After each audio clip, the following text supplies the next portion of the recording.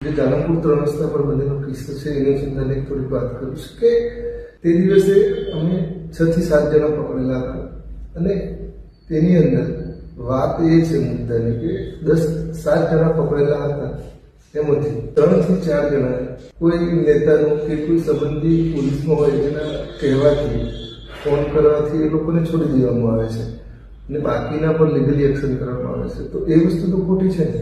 કોઈ નિયમ હોય તો બધા માટે સરખો હોવો જોઈએ. પછી કોઈ પોલીસ છે તો પકડે છે તો બધાને જે લીગલી જે થતું હોય એ કરવું જોઈએ. જે નિયમનો ભંગ કર્યો છે તો બધા માટે સજા થવી જોઈએ.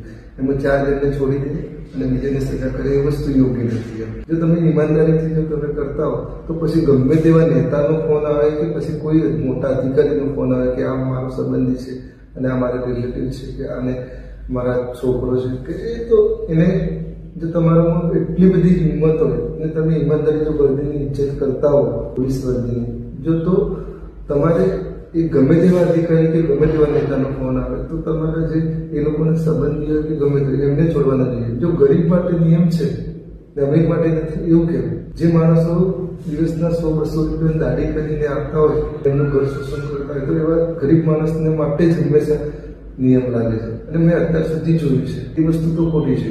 અને તમારે શું કહેવું છે કોમેન્ટ જરૂર કરજો અને જો આપણે આઈડીને ફોલો ના કર્યો તો ફોલો કરજો. જય હિન્દ, જય ભારત.